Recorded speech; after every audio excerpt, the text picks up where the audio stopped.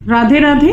स्वागत है आपका मेरे चैनल पर। अभी हाल में ही मेरे एक सब्सक्राइबर ने मुझसे बताया कि मेरी पत्नी ने मेरे ऊपर 498A, 406 और 323 का मुकदमा दायर कर दिया है। और वहीं दूसरी ओर उन सब्सक्राइबर महोदय ने अपनी पत्नी को एक लीगल नोटिस भेज दिया था, जिसका वो जवाब भी दे चुकी है। और इस तरीके से उन दोनों के बीच में स्थितियां इतनी खराब हो चुकी हैं कि उनकी पत्नी डोमेस्टिक वायलेंस का केस तो कर ही चुकी है, साथ ही 125 मेंटेनेंस का केस भी करने जा रही है।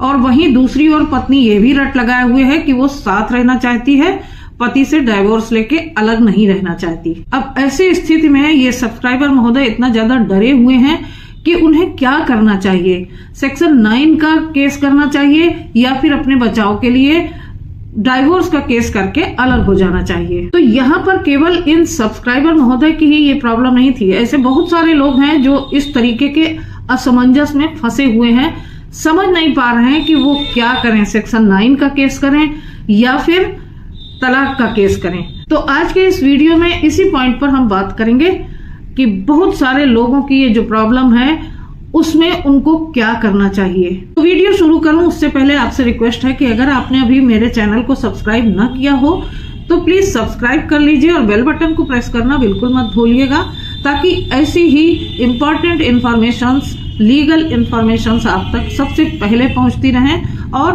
आपको उनसे लाभ मिले।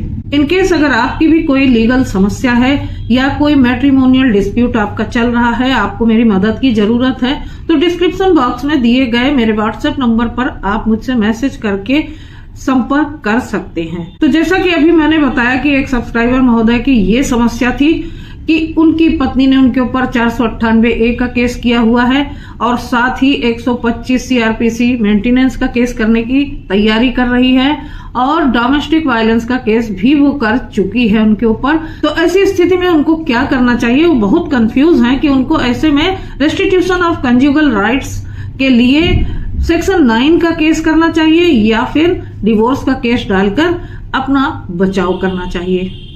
और साथ ही उनका ये भी क्वेश्चन था कि अगर वो सेक्शन 9 का केस करते हैं तो क्या होगा, और अगर वो तलाक का केस करते हैं तो क्या होगा, और इन केसेस का मेरी पत्नी के द्वारा किए गए जो केसेस हैं उन पर क्या असर पड़ेगा। तो आप क्या समझते हैं, क्या इस बात का निर्धारण कोई वकील कर सकता है? मेरी समझ से तो नहीं, क्योंकि वकील साहब का काम तो ये होता है कि अलग अलग परिस्थितियों में अलग अलग तरीके की सलाह देना, अलग अलग तरीके से सोचना समझना और उसके अकॉर्डिंग सलाह देना। हो सकता है आपकी परिस्थितियां ऐसी हों कि सेक्शन 9 का केस करना बहुत जरूरी हो, और ये भी हो सकता है कि आपकी परिस्थितियां बिल्कुल विपरीत हो तो आपको तलाक का केस करना बहुत जरूरी हो। या फिर हो सकता है कि वकील साहब आपको ये सलाह दें कि आप अपनी माताजी से और अपनी बहन के द्वारा घरेलू हिंसा का केस पत्नी के अगेंस्ट डलवाइए, या फिर इसी तरीके का कोई सिविल केस करने की भी सलाह आपको वकील साहब दे सकते हैं। लेकिन आप यहाँ पर एक गलती ये करते हैं कि जो भी आपने सुनी सुनाई बातें हैं, जो भी आपको सलाह दे दी जाती है, आप उसके अकॉर्डिंग सोचने लग जाते हैं कि आपको भी वही करना है। लेकिन यहीं पर आप गलती कर रहे हैं। आप अपने केस को हर केस की परिस्थितियों से मिक्स करने की कोशिश मत कीजिए, क्योंकि हर केस की सर्कमस्टेंसेस, परिस्थितियां अलग अलग होती हैं। देखिए, आप अलग सर्कमस्टेंसेस में रह रहे हैं, आपकी पत्नी अलग सर्कमस्टेंसेस में रह रही है, और जो सब्सक्राइबर महोदय की बात मैंने अभी की थी, उनकी पत्नी किस परिस्थिति में रह रही है, ये सब अलग अलग हैं। आपकी पत्नी कितनी पढ़ी लिखी है और जिनकी बात हम कर रहे हैं उनकी पत्नी कितनी पढ़ी लिखी है, इस बात में भी डिफरेंस है। और आपकी पत्नी नौकरी कर रही है और उनकी पत्नी क्या कर रही है, नौकरी कर रही है या हाउसवाइफ है, या फिर आप कितना काम कर रहे हैं या फिर वो सब्सक्राइबर महोदय कितना काम कर रहे हैं, यही बातों का डिफरेंस आता है हर केस में। अब आपकी पत्नी के पेरेंट्स, माता पिता, भाई बहन कितनी दखलंदाजी करते हैं आपके जीवन में, या फिर उनके पेरेंट्स, जिनकी बात मैंने अभी की, उनके पेरेंट्स, उनके माता पिता, भाई बहन कितनी दखलंदाजी करते हैं उनके घरेलू जीवन में। और ये सारी जितनी परिस्थितियां हैं, जितनी सर्कमस्टेंसेस हैं, उनको देखते हुए किसी केस को करने का निर्णय लिया जाता है। और इसी के साथ साथ एक बात और सोचने वाली होती है केसेस का निर्धारण करने वाली होती है कि आपकी शादी को हुए कितने दिन हुए, आप दोनों शादी में कितने दिन तक एक साथ रहे, और जब शादी के कितने दिनों के बाद आप अलग हुए, और आप दोनों जब अलग हुए तो कैसे अलग हुए, क्या परिस्थितियां थी उसके पीछे, क्या लड़ाई झगड़ा हुआ, मारपीट हुई, मतलब कि कौन सी परिस्थितियां थी आप दोनों के अलग होने में। इसके अलावा आपके बच्चे हैं कि नहीं, आप दोनों की शादी को टूटे हुए या दोनों को अलग हुए कितना समय बीत चुका है, और जब आपकी शादी हुई थी उसके बाद कितने दिनों तक आप एक दूसरे से मिलजुल कर प्यार मोहब्बत से रहे, और उसके बाद किन परिस्थितियों से लड़ाई झगड़े शुरू हुए, या फिर शादी के तुरंत बाद से ही आप दोनों में आपस में झगड़ा लड़ाई होने लगा, मारपीट होने लगी, आप दोनों के बीच 100 नंबर भी डायल हो चुके हैं, या फिर लीगल नोटिसेस भी डिस्पैच हो चुकी हैं, या फिर आपकी पत्नी पहले भी आपके ऊपर केसेस फाइल कर चुकी है और आपने भी कुछ केसेस उसके ऊपर कर रखे हैं, या फिर आप दोनों में समझौता हो चुका है 1 बार 2 बार, और मौखिक हुआ है या पंचायत से हुआ है या कोर्ट के द्वारा हुआ है। और इस तरीके से इन सारी बातों के ऊपर वकील को सोचना पड़ता है, और उन सब से ऊपर क्या होता है, आपकी सोच, आपका दृष्टिकोण, आपका व्यू क्या है, आप इस शादी को चलाना चाहते हैं या फिर आप छोड़ना चाहते हैं अपनी पत्नी को। तो एक वकील उसी तरीके से इन सारे ग्राउंड्स पे सोच विचार के, सर्कमस्टेंसेस के आधार पर, ग्राउंड्स के आधार पर और आपकी मंशा के आधार पर केस सजेस्ट करता है आपको, और इसी के आधार पर वकील बताता है कि आपको क्या क्या करना है, कौन कौन से केस करने चाहिए आपको और कौन से नहीं करने चाहिए। लेकिन समस्या तो तब आती है जब ये सारी बातें बताने के बाद आप वकील साहब के ऊपर छोड़ देते हैं कि आप ही तय कीजिए कि मुझे क्या करना है और क्या नहीं करना है। आप वकील साहब से कहते हैं कि ये सारी बातें हैं और अब आप बताइए वकील साहब कि मुझे क्या करना चाहिए। क्या सेक्शन 9 का मुकदमा ठीक रहेगा, या फिर डाइवोर्स का ठीक रहेगा, या फिर 125 का ठीक रहेगा, या फिर घरेलू हिंसा का ठीक रहेगा, या फिर कोई क्रिमिनल कंप्लेंट कर दी जाए, या 156(3) में जाया जाए, या फिर डिफेमेशन में जाया जाए। अब यहाँ पर सबसे बड़ी जो बात है वो ये है कि आपको अपनी निर्णय शक्ति अपने पास रखनी चाहिए, और उसी के आधार पे आपको खुद निर्णय लेना है कि आपको क्या करना है, क्योंकि मास्टर ऑफ द केस आप हैं। आपको अच्छी तरीके से मालूम है कि वास्तव में परिस्थितियां क्या थी, आपकी पत्नी का स्वभाव क्या था, किस बात का क्या असर आपकी पत्नी के ऊपर पड़ता है, आपसे ज्यादा अच्छा कोई नहीं जानता। पत्नी का कैसा बिहेवियर था और किस बात पर कैसा रिएक्शन देती है आपकी पत्नी, क्या नेचर था उसका, आपसे ज्यादा कौन जानता है। तो कोशिश कीजिए, कोशिश ही नहीं बल्कि मैं तो कहती हूँ कि ठान लीजिए कि इस बात का निर्णय आपको खुद लेना है। अब यहाँ पर आपको वकील साहब से नहीं पूछना है कि आपको ये शादी अपनी चलानी है या नहीं चलानी है। अगर वकील साहब कोई इसमें सलाह देते हैं कि आपको शादी चलानी है या नहीं चलानी है तो ये बिल्कुल गलत है। मैं तो कहूंगी कि आपको ना अपने भाई बहन से पूछना है, ना अपने रिश्तेदारों से पूछना है, ना माता पिता से पूछना है, ना दोस्तों से पूछना है, बल्कि आपको अपने दिल से पूछना है कि आपको क्या निर्णय लेना है और उसका पक्का इरादा करना है। और ऐसा ना हो कि बस सुनी सुनाई बातें कि आपने ये सुन लिया कि सेक्शन 9 डालने से ये होगा वो होगा और डाइवोर्स डालने से ये नुकसान हो जाएगा वो नुकसान हो जाएगा। इसमें बिल्कुल भी अपना दिमाग मत लगाइए। आपको अपनी परिस्थितियों के आधार पर स्वयं ये निर्णय लेना है कि आपको डिवोर्स डालना है या सेक्शन 9। कहीं कोई गुंजाइश है, आपकी पत्नी का स्वभाव आप जानते हैं, तो आप उसी के अकॉर्डिंग अपना निर्णय खुद लीजिए। अब मैं फिर से वही बात बताती हूँ कि जो सब्सक्राइबर महोदय ने मुझसे कहा कि मुझे सेक्शन 9 का केस करना चाहिए या फिर तलाक का केस करना चाहिए, तो वो ये इस बात को बताने के लिए तैयार ही नहीं थे, काफी कंफ्यूज थे कि उन्हें सेक्शन 9 करना है या फिर तलाक करना है।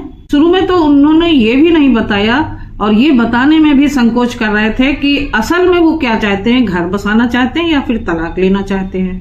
लेकिन खैर किसी तरीके से उन्होंने बताया कि वो करना तो तलाक का केस चाहते हैं, लेकिन उन्होंने बहुत सारे लोगों से ये सुन रखा है कि अगर उन्होंने तलाक का केस किया तो पत्नी उनके ऊपर बदले में बहुत सारे केस और डाल देगी। तो उन्होंने मुझसे कहा कि प्लीज मैडम आप मेरा सेक्शन 9 का घर बसाने वाला केस कर दीजिए, जबकि वो तलाक लेना चाहते थे। तो बस यहीं पर आप गलती कर रहे हैं। अब आप किस बात से डर रहे हैं? जब आपकी पत्नी ने 498A 406 323 की FIR कर दी है आपके ऊपर, आपकी पत्नी आपके खिलाफ डोमेस्टिक वायलेंस का केस कर रही है और 125 मेंटेनेंस की तैयारी कर रही है, लीगल नोटिसेस भी आप लोगों के बीच में आदान प्रदान हो चुकी हैं, तो फिर अब बचा क्या है? आप कौन से केस से डर रहे हैं? अब कौन सा केस बचा है जो वो आपके ऊपर करेगी? और अगर वो गलत कर रही है तो उसे गलत करने दीजिए। वो जितना गलत करेगी उतना ज्यादा आपको फायदा होने वाला है। शुरू में तो आपको परेशानी आएगी, लेकिन यकीन मानिए कि वो जितने ज्यादा केस आपके ऊपर डालेगी उतने ज्यादा वो झूठ बोलेगी और केसेस में कॉन्ट्रडिक्शन आएगा और ऐसे में पत्नी अपने ही बुने जाल में फंसेगी और इससे आपको ही फायदा होने वाला है। तो अब आते हैं इस बात पर कि आखिरकार जब आपको पत्नी से छुटकारा चाहिए तो आप इस बात को भूल जाइए कि किसी ने आपसे कहा कि सेक्शन 9 का केस कर दो दिखावे के लिए। तो ऐसा आपको बिल्कुल भी नहीं करना है। असल में आपको तलाक लेना है तो आप गलत ट्रैक पर चल रहे हैं। भूल जाइए कि आपसे किसी ने कहा है कि सेक्शन 9 का केस कर दो दिखावे के लिए और जब जज साहब के सामने मेडिएशन में जाएंगे तो वो अपने आप ही तलाक हो जाएगा। आपको वास्तव में अगर तलाक चाहिए तो आप सेक्शन 9 का केस सिर्फ दिखावे के लिए करेंगे। क्या आपने कभी ये सोचा है कि सेक्शन 9 का केस अगर आप डालते हैं और कोर्ट से आपकी पत्नी को सम्मन जाता है, पत्नी कोर्ट में हाजिर होती है और जज साहब उससे कहते हैं कि बेटा तुम्हें मालूम है कि तुम्हारे पति ने तुमको वापस ले जाने के लिए सेक्शन 9 का केस कर रखा है, तो तुम क्यों नहीं जाती हो उसके साथ? क्यों नहीं अपना घर बसाती हो? देखो अभी तुम्हारी उम्र कितनी कम है, बच्चे भी छोटे हैं, अभी तो शादी के कुछ ही दिन हुए हैं, एक दूसरे को ठीक से समझ भी नहीं पाए हो तुम लोग, तो क्यों लड़ाई झगड़े में पड़ रहे हो? जाओ आराम से एक दूसरे के साथ एक साथ रह के अपना घर बसाओ। और वहां पर आपकी पत्नी जज साहब के सामने कोर्ट में कहती है कि जज साहब मैं तो जाना चाहती हूँ घर, लेकिन मैं तो इंतजार कर रही थी, इन्होंने मुझसे फोन में बात तक नहीं की, मुझे बुलाया भी नहीं और मैं तो तैयार हूँ जाने के लिए इनके साथ। और मैंने आखिरकार बहुत दिन इंतजार करने के बाद इनके अगेंस्ट 498A वगैरह के जो केस डाल दिए हैं, तो लोगों ने मुझे बताया था कि ये सारे केस समझौते के लिए किए जाते हैं। अब देखिए यहाँ पर जो गलती आप कर रहे हैं वही गलती आपकी पत्नी भी कर रही है। उसने भी अगल बगल लोगों से सुना और जाकर अपनी मर्जी से कोई भी केस डाल दिए और यही गलती आप यहाँ पर कर रहे हैं कि लोगों की कही कहाई सुनी बातों में सेक्शन 9 का केस फाइल करने जा रहे थे, जबकि पत्नी ने कोर्ट में आते ही जज साहब के सामने ये कह दिया कि वो तो घर जाना चाहती है, आपके साथ घर बसाना चाहती है, आपके साथ रहना चाहती है। तो ऐसे में आप क्या करेंगे? और जब आपकी पत्नी ऐसे बोलेगी तो जज साहब कोर्ट में आपसे ये कहेंगे कि आपकी पत्नी आपके साथ जाने को तैयार है, घर बसाने को तैयार है, आपके साथ खुशी खुशी रहने को तैयार है, तो आपने जो सेक्शन 9 का केस किया है उसे वापस लीजिए, विड्रॉ कर लीजिए और जाइए साथ में। ऐसी स्थिति में आप क्या करेंगे? कैसे बचेंगे? क्या उपाय है आपके पास? क्या कोर्ट के सामने आप ये कहेंगे, जज साहब से ये कहेंगे कि नहीं जी मैंने तो ये सेक्शन 9 का केस सिर्फ दिखावे के लिए किया था, मैंने तो ये झूठा केस किया था? और अगर आप इस तरीके से बोल देंगे, आनाकानी करेंगे, तो आपका स्टेटमेंट रिकॉर्ड हो जाएगा और जो गलत एफिडेविट्स आपने लगा रखे हैं केस में उन पर तो आपको जेल जाने की भी नौबत आ जाएगी। तो इस तरीके से तो आप अपने बिछाए जाल में ही फंस रहे हैं और शोर मचाते हैं कि लड़कियां गलत कर रही हैं और गलत बोलती हैं। तो अगर आप वास्तव में अपनी पत्नी से तलाक चाहते हैं तो आप कभी भी इस तरीके के झूठे केसेस करने से बचें। झूठे केस करने का कोई फायदा नहीं। जैसा कि मैंने आपको बताया कि अगर आप तलाक चाहते हैं तो तलाक का केस ही दायर कीजिए, क्योंकि आप वास्तव में अपनी पत्नी से तलाक लेना चाहते हैं, उससे छुटकारा पाना चाहते हैं। उसके गलत एलिगेशन से आप बहुत ज्यादा परेशान हुए हैं और पूरा परिवार पीड़ित है। तो उसने जो झूठे एलिगेशंस आपके ऊपर लगा रखे हैं, कभी आपने जो काम किए नहीं, कभी उससे एक नया पैसा मांगा नहीं गया। उसका कहना है कि आपने मुझसे दहेज मांगा, आपने मुझसे रुपए पैसे मांगे, कार मांगी और दहेज की मांग पूरी न होने पर पूरे परिवार ने मिलकर उसको मारा पीटा, उसके साथ बदसलूकी की, बदजबानी की, गाली गलौज की, मारपीट की, इस तरीके से झूठ की भरमार कर रखी है उसने अपने केसेस में। उससे आप परेशान हैं। आपको अच्छी तरह पता चल चुका है कि ऐसी झूठी पत्नी के साथ आप नहीं रह सकते और अब आप उसके और ज्यादा टॉर्चर को सहन करने के लायक नहीं बचे हैं। तो आप सीधे तलाक का केस कीजिए, डिवोर्स का केस फाइल कीजिए। आप कोई भी इधर उधर की कही सुनी बातों में बिल्कुल भी मत आइए। ये आपका अपना निर्णय होना चाहिए। और जब आप इस तरीके का निर्णय लेकर सारे सबूतों के साथ पहुंचते हैं वकील साहब के पास, तो वकील साहब आपकी एविडेंसेस और आपकी बातों, सारी घटनाओं के आधार पर केस को तैयार करते हैं और सही डायरेक्शन में आपका केस जाता है।